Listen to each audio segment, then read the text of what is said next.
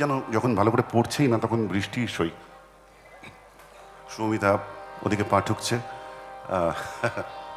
আমরা খুব চটজলদি দুটো গান শোনাই।